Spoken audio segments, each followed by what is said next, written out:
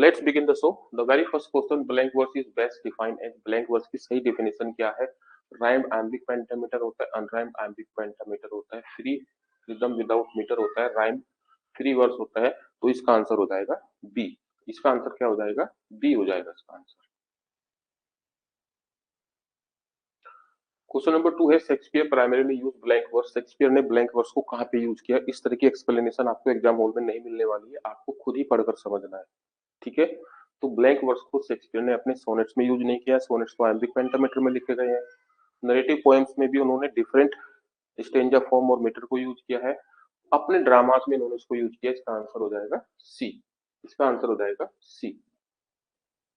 Question number 3 है, the renaissance in England रफली begins with. England में रेनेसां की रफली शुरुआत हुई थी।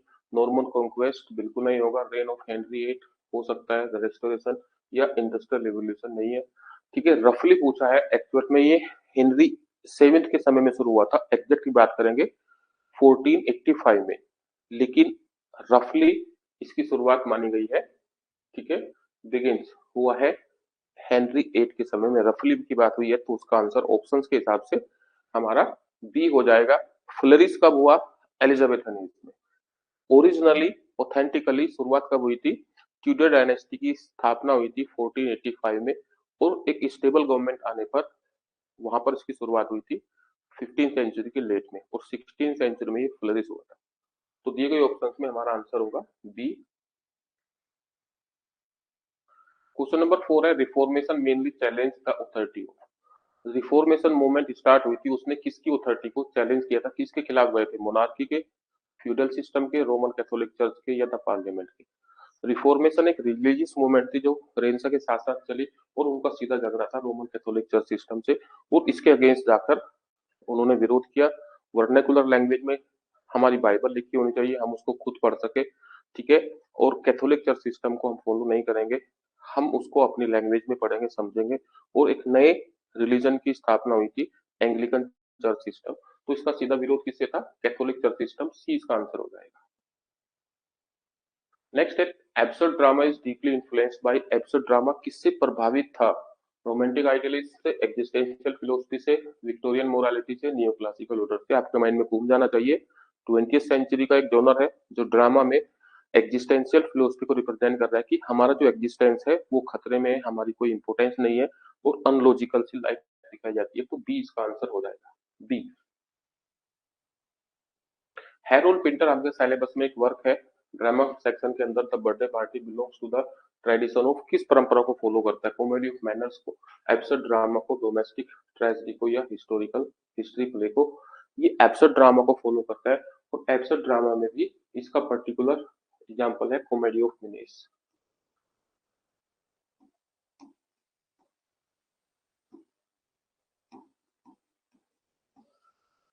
सब जोनर, एक वाइड चीज हुई, सब्जेक्ट हुआ एब्सर्ड ड्रामा 20th सेंचुरी में, उसके अंदर birthday party comedy of menace के रूप में जानी जाती है। क्वेश्चन नंबर 7 है, language of absurd drama is often. Absurd drama की लैंग्वेज अक्सर कैसी होती है? हाईली पोइटिकल होती है, लॉजिकल एंड आर्गुमेंटेटिव होती है, सर्कुलर एंड एम्बिगुअस होती है, ऑर्नामेंटल होती है? ये क्वेश्चन शायद आपको डाइसी लगे। ठीक है, जरूरी नहीं है आप कमेंट सेक्शन में कमेंट करें, आप अपने पेन पेपर पे उसको मार्क करते रहे, सही है कि गलत है। तो क्वेश्चन नंबर 7 में ड्रामा, एब्सर्ड ड्रामा में जो लैंग्वेज होती थी वो सर्कुलर और एम्बिगुअस होती थी, अनलॉजिकल होती थी, मतलब वो तो लॉजिकल तो बिल्कुल नहीं आएगा। इसका आंसर सी हो जाएगा हमारा। इसका आंसर क्या हो जाएगा? C. Question number 8, free words differ from blank word because free words.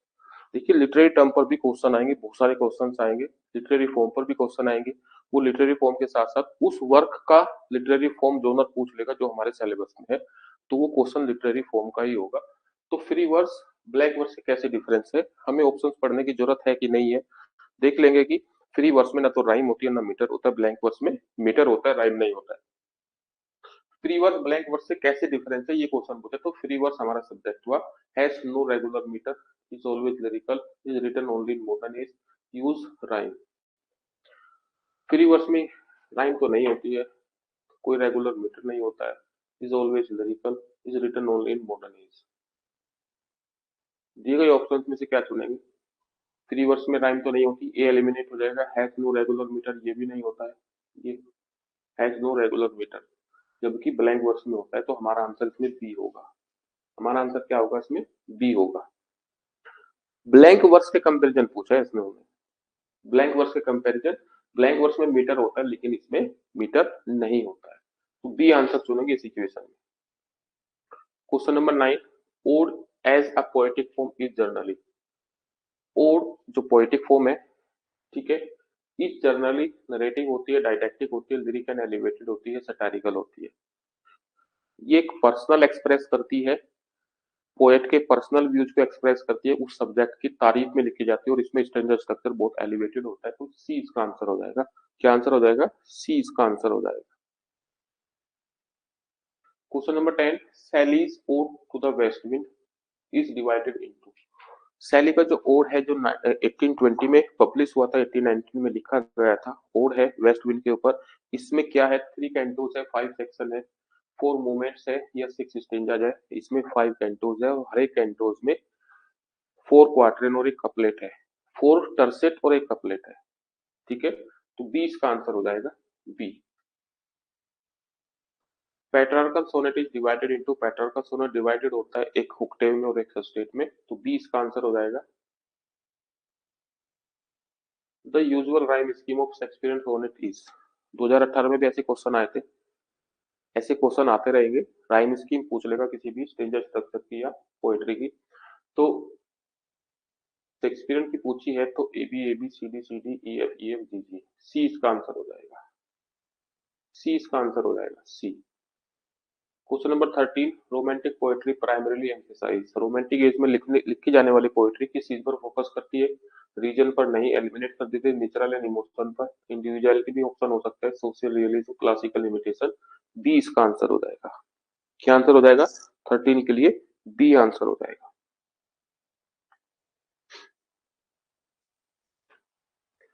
B answer हो जाएगा।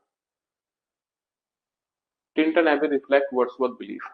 टिंटन एबी जो 1798 में पब्लिश हुई थी, ठीक है, अर्बन सिविलाइजेशन को रिफ्लेक्ट करते हैं, इंडस्ट्रियल प्रोग्रेस को या स्पिरिचुअल पावर ऑफ नेचर को या पॉलिटिकल रिवोल्यूशन को। 5 साल के बाद वहां रिफ्लेक्ट जाते हैं और अपनी पास्ट मेमोरीज को रिफ्लेक्ट करते हैं, नेचर के स्पिरिचुअल पावर को वहां पर देखते हैं, तो सी इसका आंसर हो जाएगा।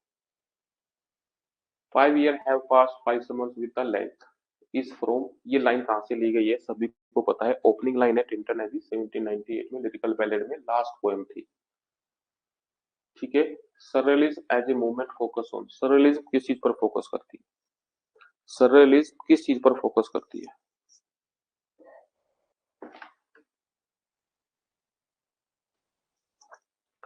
सररियलिज्म किस चीज पर फोकस करती है? मोरल रियलिज्म पर, लॉजिकल नरेशन पर, द अनकॉन्शियस माइंड पर या सोशल प्रोटेस्ट पर, ठीक है। अगर आपका ऑप्शन है सररियलिज्म, जो रियलिटी से अगेंस्ट जाकर सबकॉन्शियस माइंड की चीजों को प्रेजेंट करती है, उसी चीज को बोला गया था अनकॉन्शियस माइंड। जब आप चेतना में ना हो, उस समय जो आपकी क्रिएटिविटी होती है, उस मूवमेंट को रिप्रेजेंट कर रही थी सररियलिज्म 20th सेंचुरी में। सी आंसर बिल्कुल सही है। I am very happy. Drama of absurd. Drama of the absurd often shows human life as. जो एब्सर्ड ड्रामा है वो ह्यूमन लाइफ किस तरह से प्रेजेंट करता है? हीरोइक है, मीनिंगफुल है, इलॉजिकल एंड फर्टाइल है, फ्यूटाइल है या प्रोग्रेसिव है, ठीक है। अनलॉजिकल पर चले जाइएगा, हमारा जो एग्जिस्टेंस है वो मीनिंगलेस है, ठीक है। मेनली सेकेंड वर्ल्ड वॉर के बाद ह्यूमन कंडीशंस वर डेटेरियोरेटेड और हमारा अस्तित्व खतरे में था, और उस इंडिविजुअलिटी में ये अनलॉजिकल सी प्रेजेंटेशन देता है। सी इसका सही आंसर हो जाएगा। आपको मेरा सजेशन है, हम्बल सजेशन है, ठीक है, आपको अपना कर्म करना है, आपको अपना ड्यूटी निभानी है। एग्जाम हॉल, एग्जाम सेंटर पर टाइम से जाना है, रिक्वायरमेंट के अकॉर्डिंग चीजें लेकर जानी है, अननेसेसरी कोई भी चीज लेकर नहीं जानी है, और बिल्कुल फोकस होकर अपनी सीट पर बैठना है। क्वेश्चन बुकलेट पर अपने रोल नंबर, अपने रजिस्ट्रेशन नंबर और बाकी डिटेल फिल करने के बाद क्वेश्चन पेपर को खोलेंगे, और पहले 30 क्वेश्चंस आपके जीएस से रिलेटेड होंगे, उसमें से जो आप कर सकते हैं श्योरली उनको कीजिए, साथ साथ गोले भर दीजिए उनके, ठीक है। क्वेश्चन नंबर 31 से आपका इंग्लिश सेक्शन स्टार्ट हो जाएगा, पूरे पेपर को मत पढ़िएगा, 31 से स्टार्ट कीजिए। व्हेन यू आर श्योर उसका आंसर टिक कर लीजिए, ठीक है। गोला आप साथ साथ भर सकते हैं, आपकी चॉइस है, या फिर 30 क्वेश्चन या 50 क्वेश्चन को कलेक्टिवली फिल कर सकते हैं, लेकिन सीक्वेंस में गड़बड़ न हो ऐसी गलती मत कर लेना। तो 31st का जो भी आंसर होगा जो आपने डिसाइड किया उसको पहले भर लेना, ताकि सीक्वेंस आपकी ना गड़बड़ाए। ठीक है, तो व्हाट आई पर्सनली प्रीफर कि 20 या 30 के सेक्शंस में आपने क्वेश्चन कर लिए, फिर उसके गोले ऐसे भर लेते थे, पूरा भी इकट्ठा नहीं करते थे। जीएस सेक्शन में मैथ की रीजनिंग के क्वेश्चन आएंगे, उनको सोल्व करने मत बैठ जाना। अगर आपको डायरेक्ट आंसर आता है तो ठीक है, उनको सोल्व करने मत बैठ जाना। उनमें से जितने भी 10 12 13 क्वेश्चन आपको श्योर होते हैं वो करने के बाद 31 से स्टार्ट कीजिए।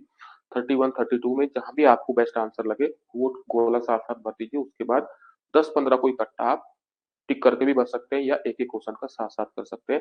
ये मैं कब बोल रहा हूँ एक एक क्वेश्चन का साथ भर सकते हैं, जब आप श्योर है कि इसका आंसर यही है और ऐसे बहुत सारे क्वेश्चन आएंगे। जहाँ 50-50 होगा उसको छोड़ते रहना। ठीक है, और गोले की सीक्वेंस गड़बड़ मत होने देना। अपने कर्म को, अपनी ड्यूटी को अच्छे से करते रहना। आपका सिलेक्शन हो जाएगा इस एग्जाम में। ठीक है, बहुत सारे स्टूडेंट्स एग्जाम हॉल के प्रेशर में गलतियां करते हैं, आपको उससे बचना है। ये मेरा हम्बल सजेशन आपको है। तो ड्रामा हुआ एक्शन लिटरेचर इलॉजिकल और फर्टाइल होता है। सी इसका आंसर हो जाएगा। Question number 18, Portia disguise herself as lawyer in the merchant of Venice 2। वो अपने आप को किस रूप में डिस्गाइज करती है, किस पर्पज से करती है? To test Bassanio, to help Antonio, to punish Shylock, या मोक वेनेटियन लो। ठीक है, वेनिस का जो लो है उसका मजाक उड़ाती है नहीं, वो साइलोक को भी पनिश करना उसका पर्पज नहीं होता। उसका पर्पज होता है वो एंटोनियो को हेल्प कर सके। बेसानियो को चेक करने के लिए तो उसने अंगूठी मांगी थी उससे। तो आपका आंसर बी हो जाएगा। अच्छा क्वेश्चन लगा मुझे ये। The quality of mercy speech emphasize. Quality of mercy speech कहाँ से ली गई है? The merchant of Venice Shakespeare की ट्रेजिकोमेडी से ली गई है। इसके स्पीकर कौन है? पोर्सिया है, जो डिस्गाइज है एज ए एडवोकेट बाल्थजार के रूप में। लेकिन ये किस चीज के लिए दी गई है? Legal punishment, divine justice, compassion over law, या रिवेंज। ठीक है, divine justice, sorry C answer हो जाएगा। ठीक है, कंपेशन ओवर लॉ। कानून के ऊपर चलकर आपकी जो सहानुभूति है, आपकी जो दया है, वो भावना इंपॉर्टेंट रखती है। तो आप एंटोनियो पर दया दिखाइए। सी आंसर होगा इसका। रिपीट कर देते हैं। Question number 20, Shylock is primarily portrait है। साइलोक को किस तरह से दिखाया गया है? ठीक है, मैं भी क्वेश्चन लेकर आ रहा हूं जो आपने उनसे संबंधित चीजें पढ़ी है, लेकिन एग्जाम में आपको एक न्यू एक्सपीरियंस देखने को मिलेगा कि ये क्वेश्चन उसने कैसे बनाए। सिलेबस से ही है लेकिन हमें प्रॉब्लम हो रही है, वही क्वेश्चन मैंने यहाँ पर बनाया आपके लिए, इसीलिए प्राइवेट क्लास है ये। ठीक है, साइलो को किस तरह से दिखाया गया? प्योर विलन के रूप में, कॉमिक फूल के रूप में, ट्रेजिक आउटसाइडर के रूप में, या हीरोइक रिबेल के रूप में? ट्रेजिक आउटसाइडर के रूप में उसको दिखाया गया है, वो प्योर विलेन नहीं है। ठीक है, ट्रेजिक आउटसाइडर जो वेनिस की धरती पर आ गया है और वो जीव है। सी आंसर हो जाएगा इसका। 12th नाइट का जोनर पूछा है, ट्रेजेडी है, हिस्ट्री प्ले है, मैच्योर कॉमेडी है, मॉरल प्ले है। देखिए यहाँ पर बहुत सारे ऑप्शन हो सकते हैं। ठीक है, रोमांटिक कॉमेडी भी हो सकती है, वो भी आंसर सही हो जाएगा। लेकिन अगर वहां पर फेस्टिव कॉमेडी है वो भी आंसर सही हो जाएगा। मैच्योर कॉमेडी है ये भी हो जाएगा। ग्रेट कॉमेडी है तो वो भी आंसर हो जाएगा। और केवल कॉमेडी है तो वो भी पहला आंसर हो जाएगा। Question number 22, voila disguise herself. Voila 12th night की जो हीरोइन है वो अपने आप को सिजारियो के रूप में डिस्गाइज करती है। सी आंसर बिल्कुल फटाफट है। टिक कर लीजिए। मोलवोलियो जो कैरेक्टर है वो किस चीज को रिप्रेजेंट कर रहा है? रोमांटिक आइडियलिज्म को, सेल्फ लव एंड प्राइड को, हीरोइक एम्बिशंस को, या ट्रेजिक विजडम को? मोलवोलियो 12th नाइट का ही कैरेक्टर है। ठीक है, और वो एक प्यूरिनिटीज के ऊपर कटाक्ष करते हुए कैरेक्टर के रूप में दिखाया गया है जो सेल्फ लव एंड प्राइड का शिकार है। बी इसका आंसर हो जाएगा। All my sons by Arthur Miller deals mainly with, किस चीज का, क्या इसका सब्जेक्ट है? पॉलिटिकल रिवॉल्यूशन है, मोरल रेस्पॉन्सिबिलिटी है, रिलीजियस फेथ है, या आर्टिस्टिक फ्रीडम? ठीक है, ऑल माय सन। जो केलर की बात करेंगे, ठीक है, वो अपनी फैमिली की जिम्मेदारी में कोई करप्शन कर बैठते हैं और डिफेक्टेड पार्ट्स एयरप्लेन में दे देते हैं, जिसके कारण एयरप्लेन क्रैश हो जाता है। तो मोरल रेस्पॉन्सिबिलिटी का वो शिकार हो जाता है। बी इसका आंसर हो जाएगा। बिल्कुल सही है रीताराज, शोभना वर्मा, तबस्सुम खातून।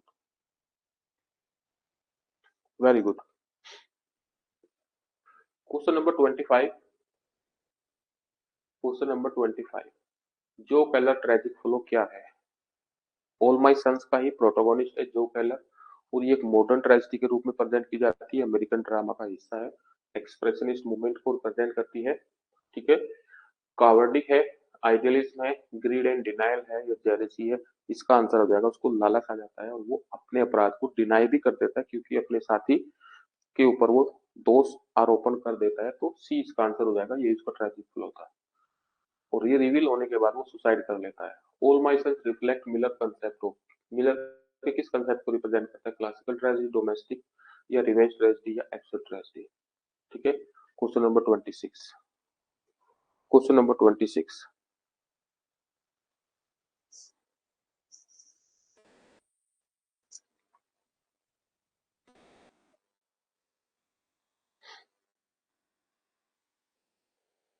देखिए डोमेस्टिक ट्रेजेडी का कंसेप्ट ये होता है कि क्लासिकल ट्रेजेडी के कंपैरिजन डोमेस्टिक ट्रेजेडी में मिडिल क्लास के साथ भी बड़ी घटनाएं हो सकती है, और ये डोमेस्टिक ट्रेजेडी का एग्जांपल है, क्लासिकल तो नहीं है, रिवेंज कोई बदले की बात भी नहीं है और एब्सर्डिटी इसमें नहीं है, तो ये एक डोमेस्टिक ट्रेजेडी का एग्जांपल है मॉडर्न ड्रामा में, मॉडर्न अमेरिकन ड्रामा में। Question number 27, Mrs डेलोवे narrates events of one day, सभी को पता है जून का महीना था। ठीक है, अपने पेन पेपर में मार्क करते रहना। Virginia wolves narrative technique, Mrs डेलावे is stream of consciousness, super easy को सेप्टिमस स्मिथ सिंबलाइज करता है।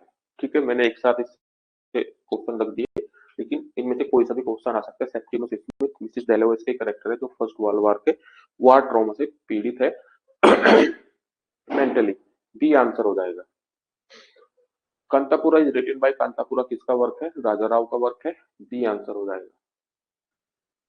फैक्चुअल इजी क्वेश्चन बहुत सारे आएंगे, कम से कम 60 से 70 क्वेश्चन आएंगे। Kanthapura is narrated in my dialogue, किस पैटर्न में इसकी कहानी दिखाई गई है?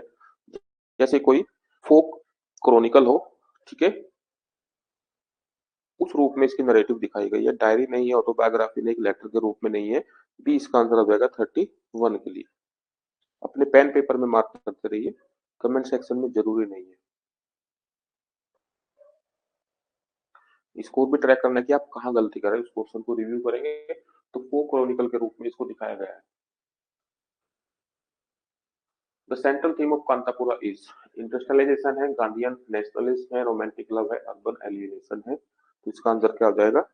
कांतापुरा गांधी के असहयोग आंदोलन से प्रभावित थी, ठीक है, नॉन कोऑपरेशन मूवमेंट, और गांधीयन नेशनलिज्म के कंसेप्ट को फॉलो करते हैं कि साउथ इंडिया के एक विलेज कांतापुरा में भी लोग उसको सपोर्ट कर रहे हैं, बी आंसर हो जाएगा। Stanley weber the birthday party में एक बिजनेसमैन है, एक लूजर है, सोल्जर है, टीचर है। इजी क्वेश्चन आएंगे, लेकिन आपको क्या करना है, वहां पर नर्वस नहीं होना है, आपको देखना है कि पूछा क्या है, मुझे बस ठीक से पढ़ना है और समझने के बाद फिर अपने ऑप्शंस पे जाना है, आपका आंसर बिल्कुल करेक्ट होगा। जो करेक्ट नहीं होगा उसकी टेंशन न लेनी, उनकी संख्या बहुत कम होगी। तो क्वेश्चन आपको स्टार्टिंग में मिले, बीच में मिले या लास्ट में मिले तो घबराने की जरूरत नहीं है। ठीक है, तो वो एक लूजर है जो वहां पर सी साइड में एक लॉस में रह रहा है। गोल्डबर्ग एंड मकेन पर रिप्रेजेंट, इसी प्ले के अंदर दो एक अनआइडेंटिफाइड कैरेक्टर है जो वहां पर आकर रहने लगते हैं, वो किस चीज को रिप्रेजेंट करते हैं? लॉ एंड जस्टिस को, पॉलिटिकल अथॉरिटी को, मिस्टीरियस ऑपरेसिव फोर्स को। ठीक है, पता नहीं वो पुलिस से है, डिटेक्टिव है, कौन है, बर्गलर है, कौन है, वो मिस्टीरियस ऑपरेसिव फोर्स को रिप्रेजेंट करते हैं। क्यों? क्योंकि वो उसको लेकर चले जाते हैं अपने साथ। Poetry without a fix rhyme scheme is usually called, ऐसी पोएट्री जिसमें फिक्स राइम स्कीम न हो उसको क्या कहते हैं? ब्लैंक वर्स कहते हैं, फ्री वर्स कहते हैं, हीरोइक कपलेट कहते हैं, लिमरिक कहते हैं। केवल फोकस किया गया है, फिक्स्ड राइम स्कीम नहीं है, मीटर पर फोकस नहीं किया गया, तो आंसर हमारा ए होना चाहिए, ब्लैंक वर्स। उस पोएट्री को क्या बोलते हैं? Blank verse. क्योंकि हीरोइक कपलेट और लिमरिक में तो राइम स्कीम होती है, लेकिन फ्री वर्स की बात करें ना तो राइम होती है ना मीटर होता है। यहाँ पर एक ही चीज पर स्ट्रेस किया गया है, फिक्स्ड राइम स्कीम नहीं है, तो आंसर हो जाएगा A. Renaissance drama is marked by, Renaissance 16th century में जो ड्रामा थे उसकी क्या खासियत थी? वो एलेगोरिकल होते थे, क्लासिकल इमिटेशन एंड ह्यूमरिज्म पर बेस्ड थे, एब्सर्ड होते थे, या स्ट्रीम ऑफ कॉन्शियसनेस? ऑप्शंस भी हमें हेल्प करेंगे कि इसका एग्जैक्ट आंसर क्या होगा। ठीक है, तो क्लासिकल इमिटेशन कर रहे थे और ह्यूमनिज्म, रेंसा ड्रामा। रिनेसां की शुरुआत ही क्लासिकल इमिटेशन से हुई थी। रिफॉर्मेशन लिटरेचर ने किसको एनकरेज किया? लैटिन डोमिनेंस को, ब्लाइंड ओबीडियंस को, या वर्नाकुलर राइटिंग को, या मैथोलॉजिकल थीम्स को। ठीक है, जब भी आप देखेंगे रिफॉर्मेशन का संबंध रिलीजन से था, रिलीजन में वहां पर वो प्रिंटिंग प्रेस लेकर आए, उन्होंने बाइबल को ट्रांसलेट किया, इंग्लिश में उसको प्रिंट किया। तो हमारा क्या फोकस क्या रहा उस पर कि वर्नाकुलर लैंग्वेज में लिटरेचर होनी चाहिए, इस चीज पर फिर एक फोकस था। सी आंसर हो जाएगा 37 के लिए। ओड ट्रेडिशनली एक्सप्रेस पोएट्री की एक मेजर फॉर्म होती है ओड, जो सब्जेक्टिव फॉर्म ऑफ पोएट्री होती है। ये ट्रेडिशनली किसी को एक्सप्रेस करती है, मोकरी किसी की मजाक उड़ाता है, पर्सनल इमोशन को एक्सप्रेस करता है, लॉजिकल आर्गुमेंट होते हैं, सोशल सटायर हो सकता है, या फिर किसी चीज के ऊपर लेमेंट करते हैं, या फिर कुछ भी हो सकता है। तो ओड एक पर्सनल इमोशन को एक्सप्रेस करता है, जहां पर प्रेज की जाती है, तारीफ की जाती है। इस ऑप्शन के बदले में प्रेज पोएम के रूप में भी इसको मेंशन कर सकते हैं, या फिर एक एलिवेटेड स्ट्रेंजर स्ट्रक्चर इसमें होता है, ये भी मेंशन कर सकते हैं, वो भी आपका आंसर होगा। ओवरऑल हमें थ्योरी अच्छे से पता होनी चाहिए, दिए गए ऑप्शंस में हम कैसे डिसाइड कर रहे हैं, इसका एक्सपीरियंस हम आपको दे रहे हैं 2 दिन पहले। तो बी इसका आंसर हो जाएगा। 39 romantic poet reacted against. Romantic as के जो पोएट थे 19th सेंचुरी में, उन्होंने किसके खिलाफ रिएक्शन दिया था? मेडाइवलिज्म के। उन्होंने तो मेडाइवलिज्म को फॉलो किया था। नियो क्लासिसिज्म 17th सेंचुरी के नियो क्लासिसिज्म को उन्होंने रिएक्ट किया था। एब्सर्डिज्म और रियलिज्म। ठीक है, ये उसके बाद आने वाली मूवमेंट थी, इसलिए हमारा आंसर नहीं होगा, हमारा आंसर हो जाएगा B. Question number 40, novel is best described. Novel क्या होता है? नोवेल की सही परिभाषा क्या है? ड्रामेटिक वर्क तो नहीं होता है, लॉन्ग प्रोज नरेटिव होता है, कहानी तो इसमें चलती है, लिरिकल पोएम या डायडेक्टिक essays.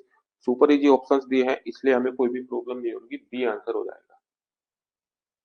Question number 41, in the merchant of Venice Bassanio chooses. Bassanio चुनता है गोल्ड कास्केट को, सिल्वर कास्केट को, लेड कास्केट को, या वुडन कास्केट को। वुडन कास्केट होता ही नहीं है, वो लेड कास्केट को चुनता है जिसमें पोर्चा की फोटो है। सी आंसर हो जाएगा। The theme of appearance versus reality is prominent. ठीक है, हम बाहर से क्या देखते हैं और वास्तव में हम क्या है, किस प्ले की थीम है? ट्वेल्थ नाइट की, टिंटन एबी की, कांतापुरा की, ऑल माय सन्स। क्या ऑप्शंस देगा मुझे नहीं पता, लेकिन अपीयरेंस वर्सेस रियलिटी। ड्यूक ओर्सिनो पहले ओलिविया से प्रेम करता है और फिर उसको सिजारियो से, ओलिविया जो कि ओलिविया है उससे प्रेम हो जाता है, और वोइला को उससे प्रेम हो जाता है। तो बाहर से हम क्या देख रहे हैं, अंदर क्या है, ये थीम है ट्वेल्थ नाइट की। ए आंसर हो जाएगा।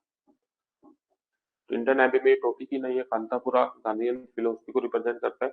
ऑल माय सन्स अपनी फैमिली रिस्पॉन्सिबिलिटी के कारण होने वाले करप्शन को रिप्रेजेंट करता है। Question number 43, romantic poetry often treats nature as. Romantic poetry nature को किस तरह से ट्रीट करती है? मैकेनिकल, होस्टाइल, या मोरल गाइड, या उसको एक टीचर के रूप में मानती है। वर्ड्सवर्थ की बात करेंगे या अदर रोमांटिक पोएट की बात करेंगे, उन्होंने नेचर को एक मोरल गाइड के रूप में प्रेजेंट किया है। एब्सर्ड ड्रामा रिजेक्ट करता है प्लॉट को, कैरेक्टर को, लॉजिकल कैजुअलिटी को, या डायलॉग्स को। उसका सीधा सा विरोध है कि कुछ भी चीज लॉजिकल नहीं है, अनलॉजिकल है। एग्जिस्टेंशियल फिलोसफी को वो दिखा रही है कि वो सब खतरे में है। तो सी आंसर हो जाएगा 44 के लिए। 45, blank work become popular in English drama due to. किस कारण से वो पॉपुलर हुआ था ड्रामा में? चौसर के कारण। चौसर ने ड्रामा नहीं लिखे, मार्लो ने लिखे, पोप ने नहीं लिखे, ड्राइडन ने नहीं लिखे, शेक्सपियर भी ऑप्शन होता, फिर भी आपका आंसर एक ही होता, क्रिस्टोफर मार्लो के कारण ही ड्रामा में ब्लैंक वर्स पॉपुलर हुए। The answer. If winters comes can spring be far behind express. अब ये लाइन कहां से ली गई है, इस पर भी क्वेश्चन आ सकता है। इसके ऑथर कौन है या इसका मीनिंग क्या है? If winter comes can the spring be far behind. अगर सर्दी आ गई है तो बसंत भी इसके बाद आना ही आना है, निश्चित है। एक उम्मीद को रिप्रेजेंट कर रहा है। The ode to the west wind by Shelley 1820 से लाइन ली गई है, और ये होप को रिप्रेजेंट कर रहा है। होप को रिप्रेजेंट कर रहा है। 46 के लिए हो जाएगा सी।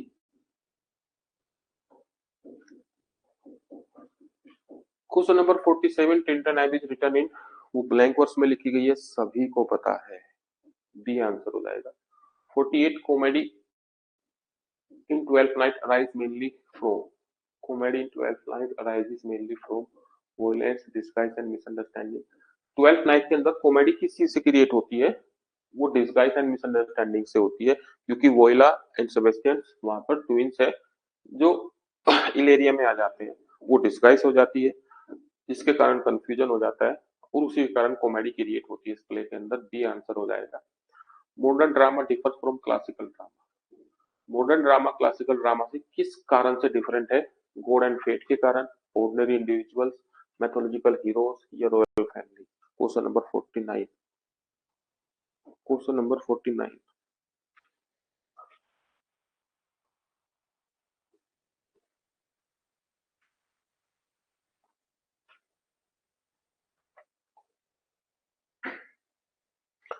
क्लासिकल ड्रामा के अंदर हीरो एक एरिस्टोक्रेटिक फैमिली से होना चाहिए, ठीक है, लेकिन मॉडर्न ड्रामा में ऑर्डिनरी इंडिविजुअल भी हो सकता है, उसके साथ भी ट्रेजेडी हो सकती है। ऑल माय सन्स ले लीजिए, कैरी एप ले लीजिए, ठीक है, डोमेस्टिक ट्रेजेडी हम जिसको बोलते हैं, तो उसी को रिप्रेजेंट कर रहा है, ठीक है। तो आंसर हो जाएगा बी। आंसर हो जाएगा B. Identify the part of speech in the underline word.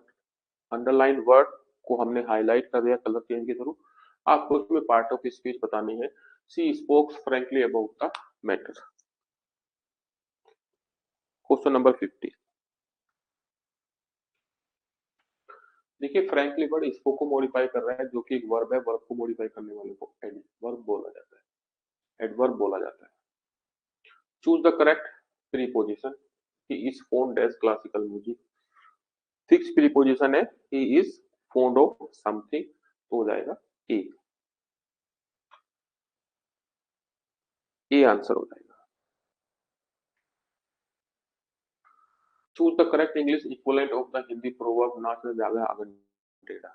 ठीक है, नाचने जाने आंगन टेढ़ा बहुत ज्यादा पता नहीं है, तो लेकिन उसमें ही कमियां निकालने लग जाता है। A bad workman quarrel with his tools, practice makes him imperfect, empty vessel makes the most noise. थोता चना बाजे गाना होगा, स्टिच इन टाइम, सही समय पर हेल्प मिलना काफी होता है। ये इसका आंसर हो जाएगा, नाचने जाना है आंगन टेढ़ा। A bad workman quarrel with his tools. Transform into passive voice. They will announce the result tomorrow. Passive voice में क्या होगा? Result will be announced tomorrow. The result will be announced. C answer साफ साफ नजर आ रहा है। B plus third form का कंसेप्ट चलेगा पैसिव में। पैसिव से एक्टिव भी आपसे पूछ सकता है ट्रांसफॉर्मेशन में। Question number 54। Choose the correct preposition. She was accused as theft. उसके ऊपर चोरी का आरोप लगा। और जान लीजिए फिक्स प्रीपोजिशन, चाहे आप एचपी बक्सी से रिवाइज कर लीजिए या फिर रेड मार्टिन से रिवाइज कर लीजिए, फिक्स प्रीपोजिशन पर ही ज्यादा क्वेश्चन आपको देखने को मिलेंगे और एक्यूज के साथ हमेशा ऑफ का यूज होता है। बी आंसर हो जाएगा। Identify the part of speech of the underline word. The rich should help the poor. Rich की अगर बात करेंगे तो वो एक एडजेक्टिव भी होता है और वो एक कॉमन नाउन भी होता है। अब नाउन से पहले आर्टिकल आ सकता है, एडजेक्टिव से पहले आर्टिकल नहीं आएगा, तो इस सेंटेंस में सब्जेक्ट का काम रिच कर रहा है, जो कि एक नाउन ही होगा। बी आंसर हो जाएगा। The rich, the poor. Choose the correct meaning of the word obdurate. Obdurate का मीनिंग पूछ लेगा, सिनोनिम्स पूछा है या करेक्ट मीनिंग पूछा है। सिनोनिम्स ये फ्लेक्सिबल है, स्टबर्न है, पोलाइट है या हेजिटेट है।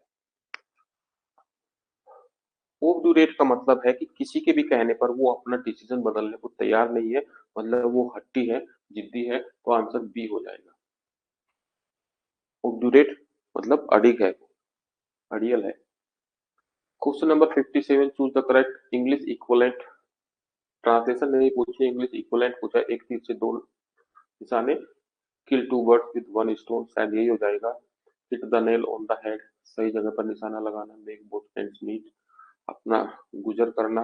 वंस बिटन ट्वाइस आइस, दूध का जिला छावनी फूंक मार कर पीता है। ये आंसर हो जाएगा।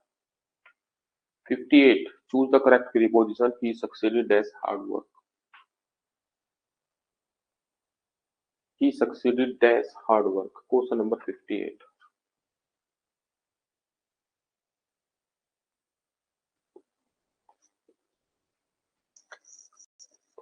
एक सोर्स एक मीडियम की बात हो रही है, मीडियम के लिए यहाँ पर क्या आ जाएगा? थ्रू आ जाना चाहिए, ठीक है, बिल्कुल करेक्ट आंसर है। डी आंसर होगा इसका। चेंज इनटू इनडायरेक्ट स्पीच में बदलना है। He said I can solve this problem. अब आई को ही के अकॉर्डिंग चेंज कर दीजिए। He said that he could solve the problem. He said that ये नहीं होगा। ही सेज नहीं होगा। He told that he can को तो कुड में रखना होगा। ये आपका आंसर हो जाएगा। ये आपका आंसर हो जाएगा। Question number 60। Identify the part of speech of the underline word the book is worth reading. The book is worth reading.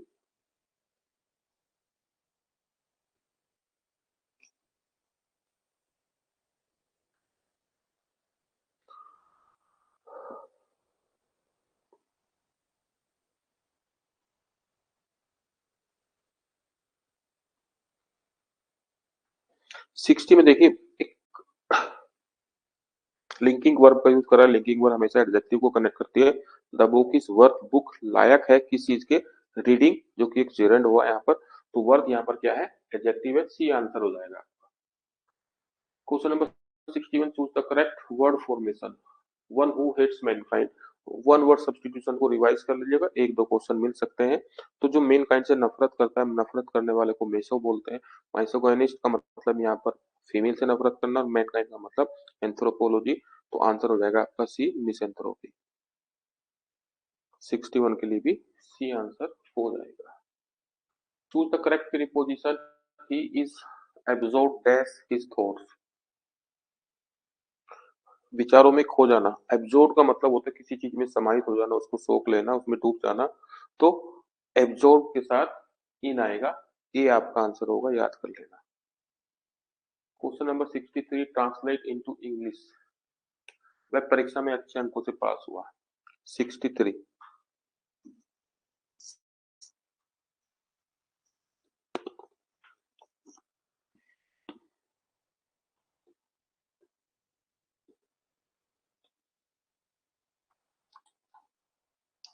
63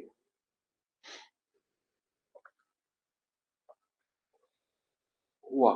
He passed the exam with good marks. He has passed the exam with good marks. He passed the exam by good marks. Prepositional और tense की गलती है, तो आपका answer हो जाएगा ए। आपका answer हो जाएगा A. He passed the exam with good marks. Transform into a negative sentence without changing the meaning. यही कंडीशन होती है। He is too honest to cheat anyone. वो इतना ईमानदार है कि किसी को धोखा नहीं दे सकता। और आपको उसको नेगेटिव में बदलना है, और मीनिंग भी चेंज नहीं होना चाहिए। इसमें मेन वर्ड का हम अपोजिट यूज कर देंगे। ठीक है, ऑनेस्ट को डिसऑनेस्ट कर दीजिए, आपको आंसर मिल जाएगा। He is not dishonest enough. C answer नहीं होगा। He is never dishonest to cheat anyone. He is not dishonest enough, उतना डिसऑनेस्ट नहीं है कि वो किसी को धोखा दे सके। बी इसका आंसर होगा, मीनिंग भी चेंज नहीं हुआ है। ऑब्जर्वेशन पर बहुत सारे क्वेश्चन सोल्व होंगे जो आपने एक्सपीरियंस कर रहे हैं, आपने रिवीजन के थ्रू, एमसीक्यूज के थ्रू। तो बहुत ज्यादा हेल्प आपको मिलेगी। Be positive. ठीक है, अपने इस भगवान का नाम लेते रहिएगा और समय पर पहुंचिएगा, कोई प्रॉब्लम नहीं होगी। Choose the correct preposition. C senior fix है। Senior to, junior to, interior to, to आता है। बी आंसर हो जाएगा। Question number 66। Identify the part of speech of the underline word I have just finish my work. I have just, just यहाँ पर एक time period को बता रहा है कि अभी अभी काम पूरा किया है। एडवर्ब ऑफ टाइम में आ जाएगा B. 67। Choose the antonym of the lucid का एंटोनिम्स आपको बताना है। ल्यूसिड का एंटोनिम्स आपको बताना है क्वेश्चन नंबर 67 में।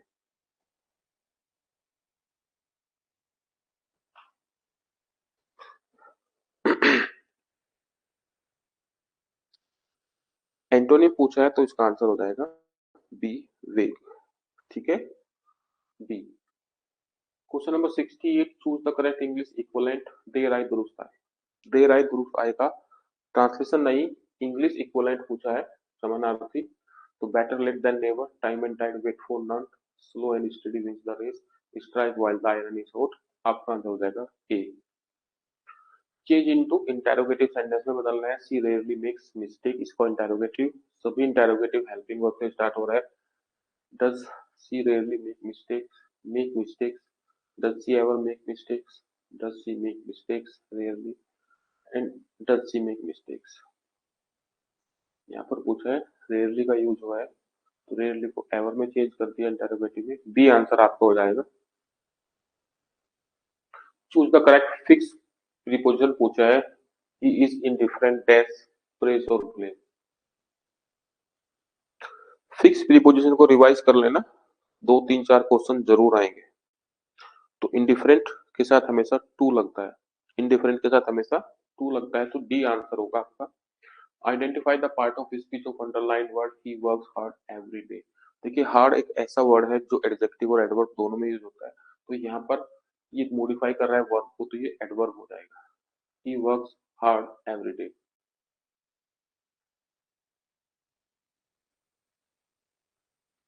सी आंसर होगा।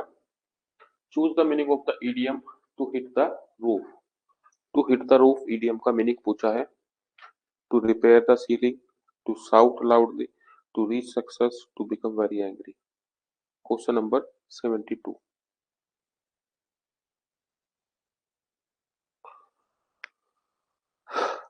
टू हिट द रूफ का मतलब होता है अचानक से बहुत ज्यादा गुस्सा हो जाना, टू हिट द रूफ।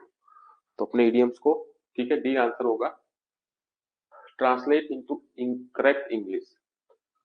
मुझे उससे मिलकर खुशी हुई, मुझे उससे मिलकर खुशी हुई, टेंस पकड़ लीजिए, टेंस पकड़ लीजिए, मुझे उससे मिलकर खुशी हुई तो पास्ट टेंस है, तो पास्ट टेंस में बी आंसर नहीं होगा। I had happiness. सी में ग्रामेटिकल प्रॉब्लम में I felt happy for meeting him. पहला ही ऑप्शन हो जाना चाहिए, I was happy to meet him. A हो जाएगा 73 में। 74 choose the correct preposition, he was ashamed के साथ हमेशा ऑफ आता है, ठीक है, ऑफ आता है, या तो ऑप्शन है he was ashamed dash his conduct at with of I, ashamed of his conduct सी होना चाहिए। Identify the part of speech of the underlined word, he did it because he was afraid। he did it, दो clauses को जोड़ा है तो conjunction हो जाएगा because C. Choose the correct word, he is known for his dash honesty. ऐसा word चुनना है जो इस फिलअप को सही से भरे, इम्पेकेबल, इम्प्लिसिट, इम्प्लीकेशन या इम्प्लिसिटनेस। इम्पेकेबल का मतलब वो जो कभी ना फेल हो, ऐसी ऑनेस्टी के लिए वो जाना जाता है। ए सही वर्ड नजर आ रहा है, ए इसका सही आंसर हो जाएगा। इस बेसिस पर भी आपको क्वेश्चन देखने को मिलेंगे, be sure. Transform into exclamatory sentence में चेंज करना है, it is a very pleasant evening, ठीक है, तो सीधा हो जाएगा what a pleasant evening it was. It was it भी हो सकता है ऑप्शन में, इसमें नहीं दिया गया है। वाज इट भी कर देगा तो आपको डिस्ट्रैक्ट करने के लिए हेल्पिंग वर्ब बाद में आएगी और एक्सक्लेमेटरी मार्क भी आएगा, बी आंसर हो जाएगा। 78 choose the synonyms of reticent. Reticent का सिनोनिम्स पूछा है, एंटीनिम्स नहीं पूछा है। और रेटिसेंट का मीनिंग क्या होता है, टॉकेटिव, इमोशनल, नॉइजी या रिजर्व। जल्दी से बताएं।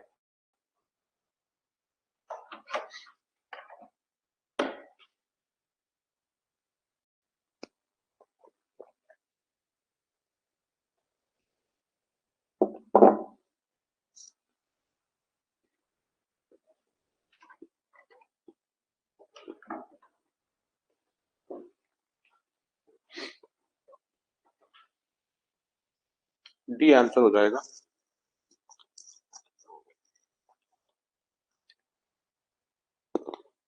बिल्कुल सही है, सिनोनिम्स पूछा है ना, कम बोलने वाला।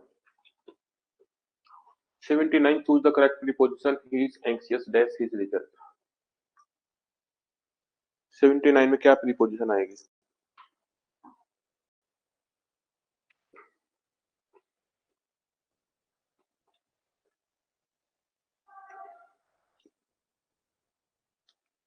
79 किसी के बारे में बेचैन होना, एंग्शियस अबाउट, ठीक है, फोर नहीं अबाउट, सी होगा answer. Identify the part of speech of the underline, काफी क्वेश्चन आ गए, इतने होने चाहिए। He gave me A call yesterday, determiner पहले लगा तो वो नाउन हो जाएगा, नाउन हो जाएगा। Choose the correct English equivalent, घर का बेदी लंका ढाई। घर का बैदी, लंका नाइट, charity begins at home, an enemy within is dangerous, united we stand, divided we fall, a friend in need is a friend indeed, B answer हो जाएगा। Change into passive voice, someone has stolen my wallet, my wallet has been stolen by someone, my wallet has been stolen, A answer हो जाएगा।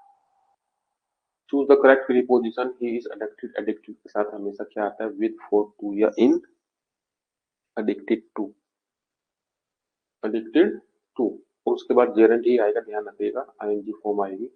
Identify the part of speech, underline word, he is quite confident, confident adjective है, adjective को modify करने वाला degree को use करा है, adverb हो जाएगा B. 85 choose the meaning of the ubiquitous, ubiquitous का मीनिंग पूछा है, synonyms, rare, present everywhere, dangerous and temporary, one who is present everywhere is called ubiquitous, B. Translate into correct English, वह मुझे देखकर मुस्कुराया, वह मुझे देखकर मुस्कुराया, he smiled seeing me, he smiled at seeing me, he smiled on seeing me, he smiled by seeing me। 86 मुझे देखकर मुस्कुराया, he smiled on seeing me, वो मुझे देखकर मुस्कुराया, सी आंसर हो जाएगा। Question number 87, choose the correct transformation, no sooner had he arrived than it started raining, इसकी करेक्ट ट्रांसफॉर्मेशन हमें देखनी है, नो सूनर को एज सून एज में बदल दीजिए, किसी भी ऑप्शन में एज सून एज नहीं है, ए आंसर हो जाएगा। ठीक है, सभी क्वेश्चन इतने इजी नहीं आएंगे, लेकिन 70 क्वेश्चन, इनफैक्ट 70% क्वेश्चन, मतलब 70, 80, 90 के आसपास क्वेश्चन इजी और मॉडरेट लेवल के आएंगे। I assure you, you have to read it carefully question and then go to the option, और फिर अपने अप्रोप्रिएट ऑप्शन को चुनना है और उसका गोला भरना है आपको। ठीक है, ये आंसर हो गया। Question number 88, choose the correct preposition, she takes pride dash her achievements, in होगा, ओन होगा, एट होगा, फोर होगा, प्राइड के साथ फिक्स प्रीपोजिशन चलती है, वो क्या है, इन है, ओन है, एट है या फोर है। क्वेश्चन नंबर 88, वेरी गुड, तो आंसर हो जाएगा इन, प्राइड इन होता है, she takes pride in her achievement, A. Identify the part of speech of the underlined word, she looked after the children, she looked after the children, verb है, adverb है, preposition है, phrasal verb है। वैसे तो look after phrasal verb होता है, लेकिन word यहाँ पर अंडरलाइन क्या है, आफ्टर, तो आफ्टर यहाँ पर क्या हुआ, प्रीपोजिशन, सी आंसर हो जाएगा। Choose the correctly punctuated sentence बताना है, he said, comma inverted comma begin, if you work hard you will succeed, full stop पहले है, ही सेड कोमा मिस कर दिया, बी आंसर नहीं होगा, सी में से इफ यू वर्क हार्ड, यहाँ पर कोमा नेसेसरी दे दिया, he said if you work hard, ये आंसर हो जाना चाहिए आपका क्वेश्चन नंबर 90 में, ये हो जाना चाहिए।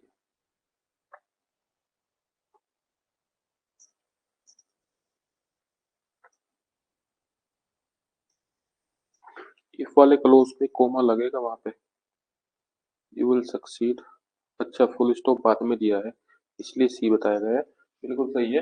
फुल स्टॉप के, सॉरी, फुल स्टॉप कोमा के बाहर रहेगा, इन्वर्टेड कोमा के बाहर रहेगा, देख लीजिए, देख लीजिए, वो वाला कोमा भी सही है, 90% सी सही लग रहा है, बाकी आप चेक कर लीजिएगा। Choose the correctly spelled word बताना है, accommodation, accommodation, accommodation, double C double M लगेगा, A double C O double M O D A T I O N, D में ऐसा नहीं है, सी आंसर हो जाएगा accommodation.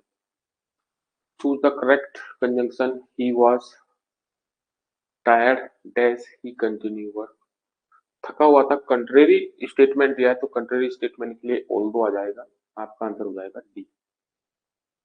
Question number 93, choose the correct tense form, when I reached the station the train,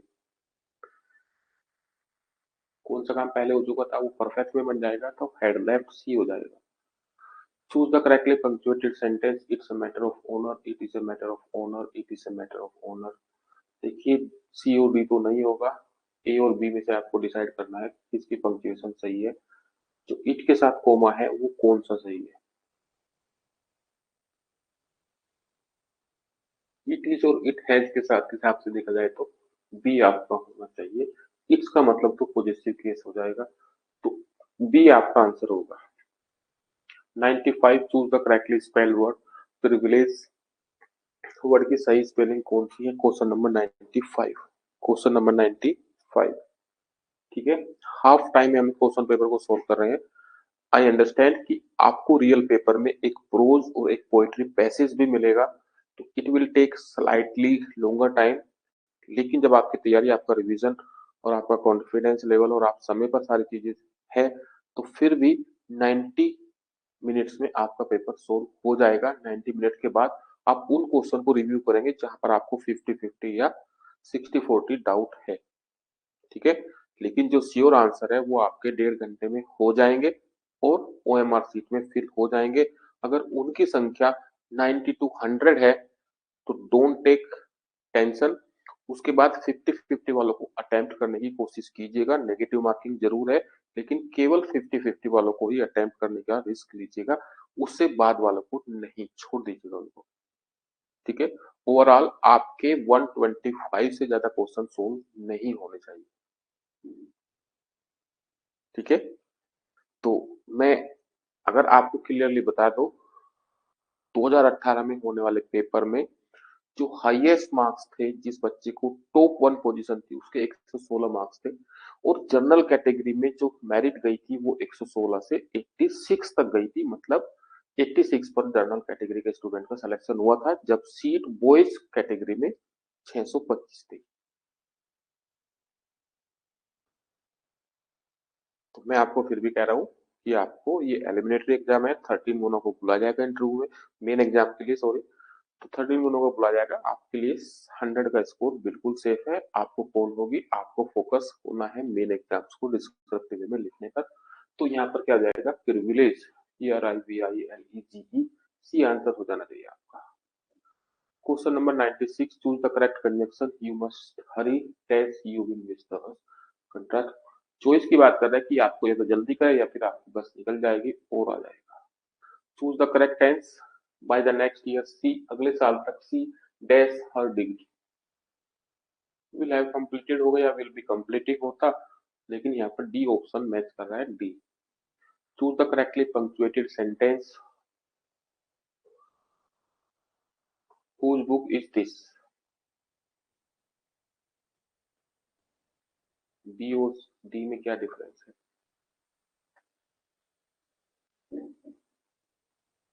अच्छा, spelling के difference है। ठीक है, बी आंसर हो जाएगा। अच्छा लगा मुझे क्वेश्चन, अच्छा लगा, बी आंसर हो जाएगा। Choose the correctly spelled word separate की सही स्पेलिंग क्या हो जाएगी? अ रैट जहां पर लिखा हुआ है, ठीक है, a rat, a rat, separate, SEPARAT, a rat जहां पर होगा वही सही स्पेलिंग हो जाएगी, ए।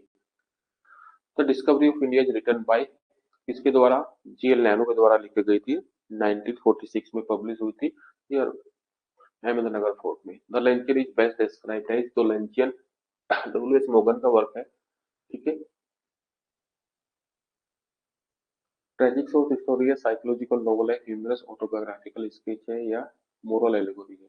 तलेंचियस एक ह्यूमरस ऑटोबायोग्राफिकल स्केच है, वो अपने आप में एक यंग ऑथर है और वो उसके एक्सपीरियंस को रिप्रेजेंट कर रहे हैं। पेरिस के अंदर एक रेस्टोरेंट में चले जाते हैं, C. 102 Okonkwo tragic flaw in things fall apart, Chinua Achebe का एक नोवेल है थिंग्स फॉल अपार्ट।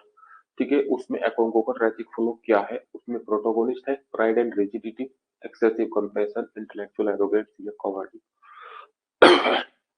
मुझे चुनना होगा तो मैं इस पे चुनूंगा ए, उनका घमंड, और जो उनकी जो नीतियां हैं वो बहुत स्ट्रिक्ट है, वो उसको चेंज करना नहीं चाहते, जबकि क्रिश्चियनिटी वहां पर आ गई है, समय के साथ बदलना ही प्रकृति कहती है।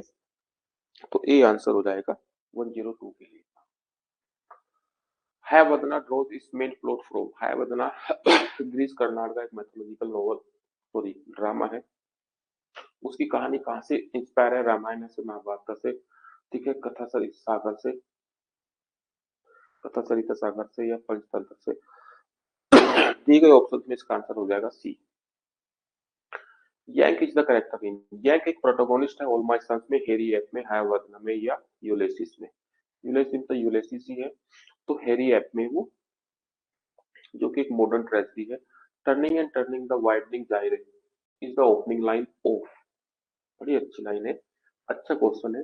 सेलिंग टू बाइजेंटियम से द सेकंड कमिंग से ईस्टर 1916 तो सिलेबस में है नहीं, लेडा एंड द स्वान भी सिलेबस में नहीं है, हालांकि उसी ऑथर के उसी पोएट के वर्क है। सीलिंग टू बाइजेंटियम की ओपनिंग लाइन नहीं है, सेकंड कमिंग की ओपनिंग लाइन है डब्ल्यू बी मीच की, ठीक है। Turning and turning the widening gyre the falconer is not controlling the falconer. Question number 106 sailing to Byzantium express yields longing, और उनकी सेकंड पोएम है सेलिंग टू बाइजेंटियम जो आपके सिलेबस में है, वो किस चीज की इच्छा रखते हैं? Political freedom, artistic immortality, romantic love या नेशनल आइडेंटिटी। बाइजेंटियम एक फिक्शनल प्लेस है जो ग्रीक में रिप्रेजेंट कर रहा है, जहां पर आर्ट फॉर्म हमेशा के लिए आपको एटर्नल कर देती है, तो आर्टिस्टिक इमोर्टैलिटी की बात कर रहे हैं 106 में, ये आंसर हो जाएगा। LG return in country churchyard meditate primarily on, किस चीज पर ध्यान फोकस कर रही है? एक एलजी है, ठीक है, कॉमन विलेजर की लाइफ पर। डेथ एंड ऑब्सक्योर लाइफ, मृत्यु और जिन लोगों को पहचान नहीं मिले। इनग्लोरियस मिल्टन बोला है उन्होंने, इनग्लोरियस मिल्टन, वो कॉमन लोग, villagers. 108 metaphysical poets are noted for their conceit and wit, के लिए जाना जाता था, बी आंसर हो जाएगा, बिल्कुल इजी है। John Donne is called metaphysical poet mainly because of use of mythology, philosophical imagery, musical verse या courtly love themes. Philosophical imagery के लिए जाने जाते हैं, जो कंसीट को रिप्रेजेंट करती है। फार फेच मेटाफर भी ऑप्शन में हो सकता है, बी आंसर होगा। Discovery of India was written while Nehru was in exile, या प्राइम मिनिस्टर थे, इन प्रिजन थे या स्टडीइंग अब्रॉड। कब लिखी गई? 1946 में पब्लिश हुई थी, जब वो एक जेल में थे, ठीक है। भारत छोड़ो आंदोलन के एक हिस्से के रूप में उनको जेल डाल दिया गया था, अहमदनगर फोर्ट में। सी आंसर हो जाएगा। The luncheon the irony lies in नील इंक। ऐसे क्वेश्चन भी आएंगे जहां पर आपको लिटरेरी टर्म्स के बेसिस पर आपसे क्वेश्चन पूछेगा कि लंचियन के अंदर आयरनी क्या है। वो लेडी रेस्टोरेंट में ले जाती है, महंगे रेस्टोरेंट में, और वो डाइट पर है और फिर भी इतना खाना खाती है कि ये अपने आप में एक आयरनी है, ठीक है। तो लेडी की एपेटाइट की इसमें आयरनी है, बी आंसर हो जाएगा, बिल्कुल सही आंसर है। Keep it up. Things fall apart depicts the clash between. Things fall apart Chinua Achebe का जो नोवेल है, उसमें किस चीज के बीच झगड़ा है? Paganism and Islam, African tradition and Christianity, feudalism and capitalism या कॉलोनियल रूल्स, ठीक है।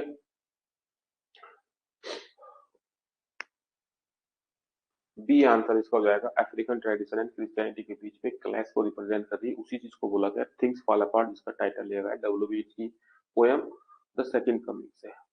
The character of Hayavadana is symbolically associated with. Hayavadana में जो हैवदना का कैरेक्टर है, जो कि हाफ ह्यूमन और हाफ हॉर्स है, वो क्या रिप्रेजेंट कर रहा है? विजडम को, कंप्लीटनेस को, आइडेंटिटी क्राइसिस को या पॉलिटिकल पावर को। इसका जो नरेटर है उसकी कहानी के हिसाब से पता चलता है कि वो अपनी एक पहचान ढूंढ रहा है, उसमें जो कैरेक्टर दिखाए गए हैं वो भी अपनी पहचान की ही कॉन्फ्लिक्ट को रिप्रेजेंट कर रहे हैं, तो identity crisis C. The hairy belongs to which dramatic movement? American modern tragedy है, और ये किस ड्रामेटिक मूवमेंट से बिलोंग करती है? रियलिज्म से, एब्सर्डिज्म से, एक्सप्रेशनिज्म से या नेचुरलिज्म से। ये जो कॉम्बो क्वेश्चन पूछ रहे हैं ना आपसे, लिटरेरी मूवमेंट प्लस आपके सिलेबस के ऑथर को मिलाकर, ठीक है। जब some of you must have experience कि जब आप पीसीएस या लोअर पीसीएस का एग्जाम देते हैं तो उसमें डुअल क्वेश्चन पूछते हैं, ठीक है।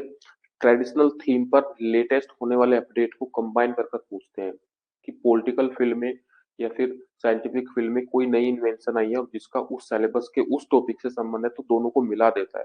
तो यहाँ पर लिटरेरी मूवमेंट भी पूछ ली और वो वर्क भी पूछ लिया जो आपके सिलेबस में है।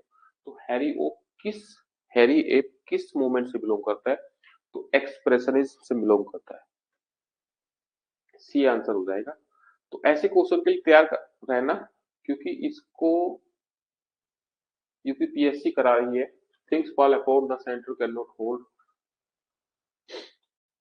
थिंग्स फॉल अपार्ट में जो लाइन है the centre can not hold suggest करती है सोशल हार्मनी को नहीं संभाल पा रही है, रिलीजियस फेथ को, या कल्चरल डिसइंटीग्रेशन को, या पॉलिटिकल रिवोल्यूशन को। ठीक है, अगर आपका ऑप्शन सी है तो बिल्कुल 100% सही है, कल्चरल डिसइंटीग्रेशन को नहीं संभाल पा रहे हैं सेंटर। बाइजेंटियम इन यीट्स पोएम सिंबलाइज। यीट्स की पोएम सेलिंग टू बाइजेंटियम में बाइजेंटियम किस चीज को रिप्रेजेंट कर रहा है? एंशिएंट एम्पायर को, रिलीजियस ऑर्थोडॉक्सी को, आर्टिस्टिक परफेक्शन को, या फिर हिस्टोरिकल डिके को। और जितना आपने क्लास में पढ़ा है तो उससे आपका आंसर सीधा सीधा हो जाएगा C. Metaphysical poet flourished mainly in Elizabethan age, Jacobean age, Augustan age, या विक्टोरियन एज। यहाँ पर आपका आंसर क्या होगा? मेटाफिजिकल पोएट्स मेनली जो फ्लरिश हुए हैं वो जॉन डन और उसके बाद हुए हैं। और जॉन डन को खुद अधिकार कब मिले थे? जेम्स फर्स्ट के शासन में मिले थे। इसका आंसर बी हो जाएगा। उससे पहले उनकी हालत बहुत खराब थी। The discovery of India combines history with. GL Nehru का जो वर्क है डिस्कवरी ऑफ इंडिया, ये किस चीज को कंबाइन करता है? History with, myth and legend को, पर्सनल रिफ्लेक्शन को, फिक्शनल नैरेटिव को, या ड्रामेटिक डायलॉग को। आपको यहाँ पर लिटरेरी टर्म के बेसिस पर क्वेश्चन पूछे जा रहे हैं। मेरा आपसे वादा है कि आपके सिलेबस से वर्क उठाएगा, उसका जोनर, उसकी फॉर्म, उसकी राइम स्कीम, उसका सब जोनर, ठीक है, इन सब चीजों पर लिटरेरी एस्पेक्ट से क्वेश्चन पूछेगा। क्योंकि एग्जामिनर चाहता है कि हमारे जो एस्पिरेंट्स है they are worthy to be a good teacher. वो ग्लोसरी ऑफ लिटरेरी टर्म के बेसिस पर आपको चेक करेगा, आपके सिलेबस से क्वेश्चन लेगा, उस वर्क का लिटरेरी एस्पेक्ट पूछ लेगा। जैसे यहाँ पर पूछा है ये मिथ एंड लेजेंड को रिप्रेजेंट कर रहा है, तो आपको पता होना चाहिए कि द डिस्कवरी ऑफ इंडिया कब लिखी गई, उसका जोनर कब है, इसकी थीम क्या है। तो वो लिटरेरी एस्पेक्ट से आपसे क्वेश्चन पूछेगा। ये आंसर हो जाएगा। In the Harry app young ultimately feels, क्या फील करता है यंग जो प्रोटोगोनिस्ट है इसके अंदर? वो जीत महसूस करता है, स्पिरिचुअली लिबरेटेड, स्वतंत्र महसूस करता है आध्यात्मिक तौर पे, या समाज से कटा हुआ महसूस करता है, या पॉलिटिकली एम्पावर्ड, उसको शक्ति महसूस होती है। वो क्या है? उसके साथ जो क्लास डिफरेंस हुआ है उसके साथ, फिल्दी उसको बोला गया है, वो समाज से कटा हुआ अलग थलग महसूस करता है, एलिनेटेड थीम को प्रेजेंट करते हैं। सी आंसर हो जाएगा। और लास्ट क्वेश्चन है आज आपके इस मॉडल पेपर 2 का। Things fall apart ends with things fall apart Chinua Achebe का नॉवल है। नॉवल सेक्शन में लास्ट नॉवल भी है, ठीक है। इसकी कहानी किस चीज के साथ खत्म होती है? ओकोंको की जीत होती है, रिकॉन्सिलेशन विद कॉलोनाइजर के साथ एक सहमति बन जाती है। ओकोंको सुसाइड कर लेता है, कन्वर्जन टू क्रिश्चियनिटी। ओकोंको क्रिश्चियनिटी को एक्सेप्ट कर लेता है, ओकोंको सुसाइड कर लेता है। सी इसका आंसर हो जाएगा। तो सभी 120 क्वेश्चंस को एक बार और रिवाइज कर लीजिएगा 1.5 की स्पीड से, या आपने पेन पेपर पे जो मार्किंग की है उसके बेसिस पर देख लीजिए, उन्हीं क्वेश्चन को एक बार और देख लीजिए। प्रॉब्लम यहाँ पर नहीं होने वाली है कि आपने कम पढ़ा है, प्रॉब्लम ये होने वाली है कि आपने कैसे क्वेश्चंस को पढ़ा है। रीडिंग क्वेश्चंस इज इम्पोर्टेंट, और फिर उसके अकॉर्डिंग आपको ऑप्शंस पे जाना है। तो इसी तालमेल में बच्चे गड़बड़ करते हैं। 120 minutes are sufficient more than enough, ठीक है। आपने ऑथेंटिक सोर्स से चीजों को प्रिपेयर किया है, आपने उसका रिवीजन भी किया है, एमसीक्यूज भी सोल्व किए हैं, तो फिर आपको 90 टू 100 मिनट आर सफिशिएंट, ठीक है। तो टाइम टू टाइम अपने गोले भरते रहना, ब्लैक बॉल पेन का ही यूज करना है, बाकी सारी डिटेल्स आपको बता दी गई है। तो स्ट्रिक्टली फॉलो इट। जो